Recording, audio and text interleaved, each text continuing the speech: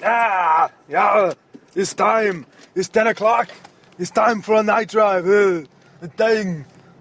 I am Billy at _Swan_man on Twitter, straight reppin' for the Army of Snarkness podcast. Download us on iTunes. Keep us forever, or until it's convenient not to. Spreaker.com handles all this good shit. And follow Army of Snarkness on Twitter at Army of Snarkness. Shoot us an email, armyofsnarkness@gmail.com, and like the Facebook page, you lazy fucks. God damn you! God damn you to hell! It's Friday night, and I'm off work, and I'm driving home. Hence the night drive. It's what we do, man. So whenever you fuckers listen to this shit, I don't know. Somebody kind of does. Maybe the statistics are decent on this little bit, but it's just good to get shit out there, man. I'm getting shit out there. I'm getting stuff out. Ugh. Looking for a major change in the way things are done. More clarity, more entertainment for you. Sound cues. Bam. Amazing. Looking to get all that wrapped up, but those things take time.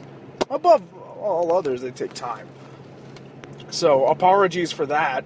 You know, the streaming thing hasn't been as consistent, but I'm just tired of everyone, you know, you might get like most of the people in the room, but I'd rather have the full environmental experience recorded and passing the savings on to you guys at half the sodium.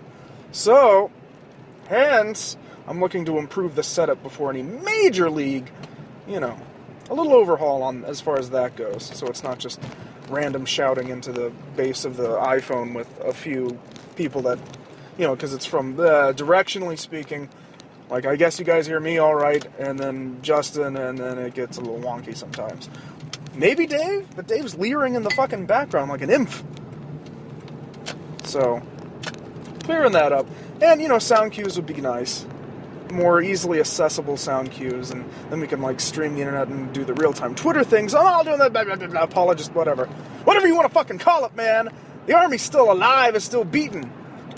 The drums of war beaten off on your face, because it's almost V-Day, kids, and that means the first annual Army of Snarkness V-Day podcast. It's going to be filthy. Filthy. I mean, more than usual, probably. So, enjoy that when it drops a hot load all over you. Probably won't be as late as Thursday. Probably recorded Saturday with some, working on some editing stuff, whether that works, but I doubt it, so you'd probably just get it in the raw. And to be fair, you know, podcasts I think are better served that way. Like crudité vert, or whatever the fuck.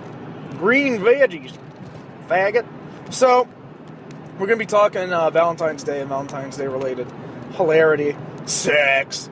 It's going to be disgusting, so you are fucking warned, alright? Just from the title alone, you should know better.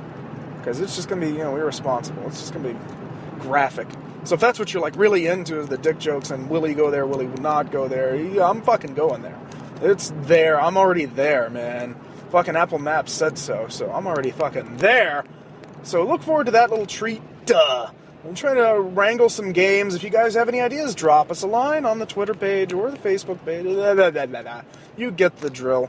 So I'll probably post some shit before then in, anticipation of the event and the recording. So if there's any kind of games or searing romantic questions you wish to have addressed, that will be the cast for it. Kind of like a Christmas special, but, you know, porno related, so then I'm all over it.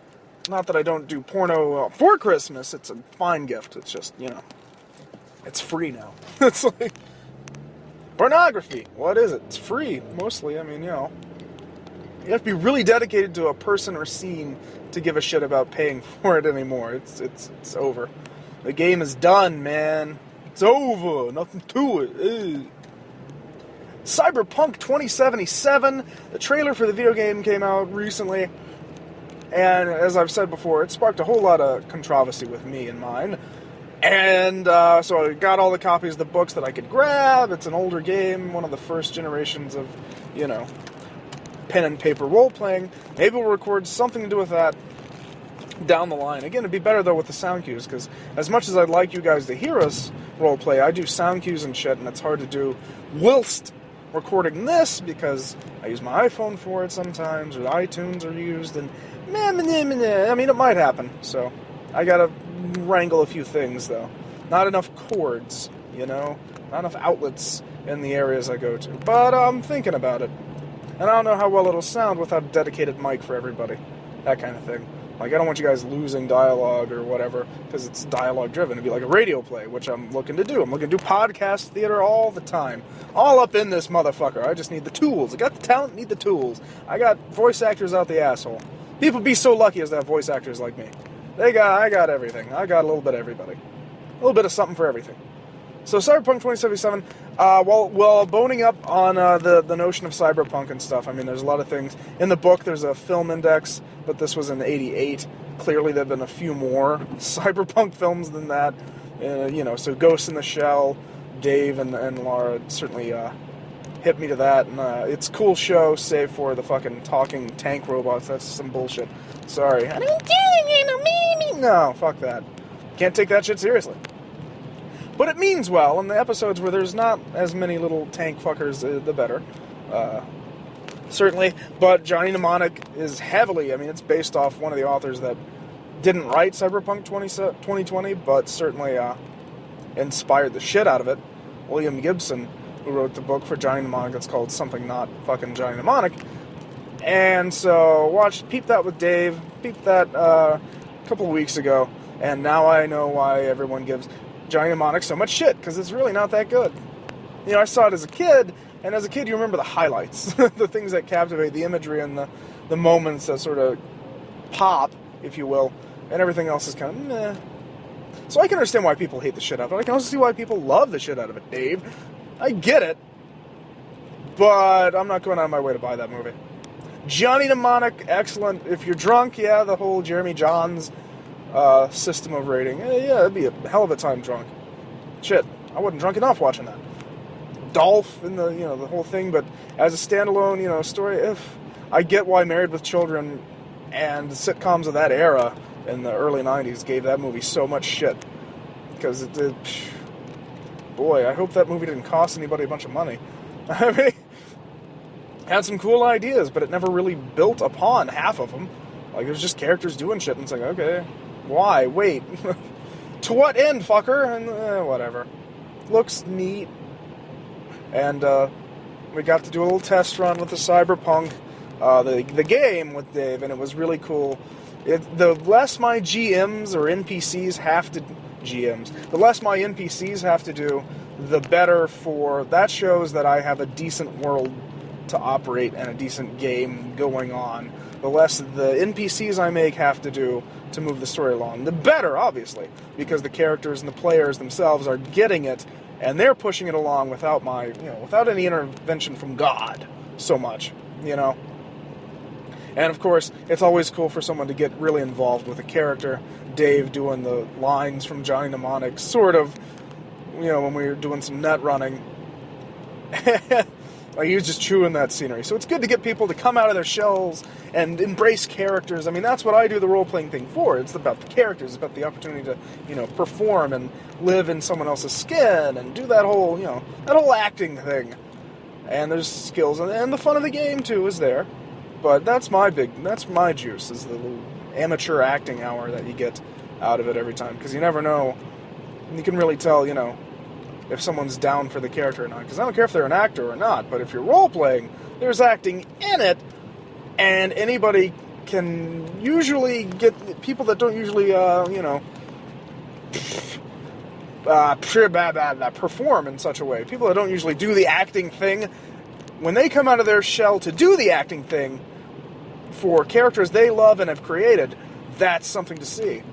Because it's really cool. I'm not an actor by trade or whatever, they'll have their excuses, but I promise when you put their character into a position where they can shine, and then they do, it's awesome.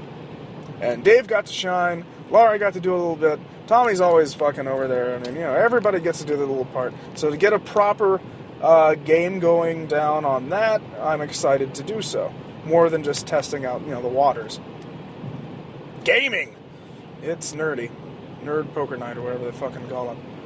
Brian Posehn has a podcast about it, but I think they're doing D&D. And I don't do D&D so much because it's an indeterminate world, Like, Cyberpunk doesn't define things in a way. Everyone knows what Star Wars is, everyone knows Star Trek, and, licensed games are easy because everyone knows the world. The problem is, there's a tendency to go and lean on that. As a GM, anyway, I've noticed. I mean, you can create what-if scenarios and nutty shit like that really pop with the world, but it's hard to maintain because there's a canon that you have to adhere to. It's also hard to have too loose of a, world where it's just like, this is the Middle Ages and orcs are real. It's like, fuck, man. It's a weird balancing act. And where D&D is kind of a pain in the ass is that it's not Lord of the Rings, but it might be. And it's not, Dragon Age or something else that we know of. It could be whatever you want within the confines of this, and I don't know. Medieval demonry, I think it's been done so well, so long, that it's kind of hard. I mean, I haven't played a really rousing game of D&D, so if someone would want to play D&D to that level, fine, cool, I'm down with it. But so far, I haven't had the sword and sorcery thing work out in a world of whimsy and stuff. Now, Cyberpunk, that was the big challenge, and that was the first thing as a GM that I want to do, was outline the world, make it its own thing, to where everybody gets the imagery of the world, and everything is up for grabs, but, here are the defined people, and this is the canon that I'm establishing right now. Kind of thing. Already, I mapped out their little chunk of the city that they would have to work into, and I've mapped out, who's powerful and what the power lines are, because if it's too freewheeling, you're just going to get lost in the mush, because then anything's possible, and if God didn't have an answer for it, or the GM, or whatever, if the referee is in the old Cyberpunk book, if they don't have a handle on, what is and isn't copaesthetic in this world, then it gets lost in the fucking weeds, and then players become too powerful, there's no threats anymore, bleh. It's pretty much just them grinding and doing funny voices with you. Not grinding each other, I mean, that's for the Valentine's Day podcast, and that'd be fucking weird, and it's generally frowned upon, except for in Vampire the Masquerade, to be grinding against player characters. It's very distracting. And rarely hot. It's like, if we're getting down with the D20, I don't see many, chicks with the pasties and the dude that with the pudding pop, the dudes that I was introduced to the concept of game night with, I wouldn't want to see them grind on anything. Seriously. And then I got to, and I was grossed out, so. Not in that, explicit way, but, oh boy. Oh my God. Come on now. We still have a lot of fun with voices to do. I've got a few things working, but again, it's hard to do. I think the sound cue thing will really juice it up. And so if I'm going to do it, I'm going to do it right. I don't want to just, fuck around. I mean, I could fuck around with a test schedule and see if things pop well. But just say, look, stay tuned, stay, vigilant with hanging out with us. We like hanging out with you. We like to be heard. We like to ruin your minds. And, it just feels like a long time, which means it's good, but it's only been a week again, so we've done a bi-weekly thing. We're waiting on the V-Day thing, boo-doo-doo, issues with technical things. I mean, my server and stuff kind of went kablooey, so blah. And eventually we'll get back to the live shows, but for right now, it's just trying to get it, better, stronger, faster. Boom! Podcasting. Funny shit. Funny shit. Make a joke. Wee! No, I don't. It's not funny! It's not funny! I don't have a funny shit story. Well, here. My buddy Bruce hooked me up with a sweet magazine. You guys should look into it on the website, and, not our website, we don't have any. Not an official one. Oh shit, are they dead on the road? He says while driving. It's spontaneous radio, people. It's insane. Oh, fuck, they were. Now they're going to be pissed off. It's like Sean Bean in The Hitcher, which is hilariously graphic, considering it's a remake of a decent movie? I don't know. But holy shit, when bitches get owned in The Hitcher with Sean Bean, motherfuckers get owned. Ah! That's one thing. The Jurassic Park Challenge is coming. Because I just talked about it. So, look forward to the Jurassic Park Challenge. I have a fear of dinosaurs, so that should make some good radio. Putting myself through pain for your entertainment should be a good time, I think. and others through hell. You know, I'm not the only one that doesn't like the dinosaurs. I'm trying to do it in HD, so it's more terrifying. Because kids, remember, Blu-ray, it's like watching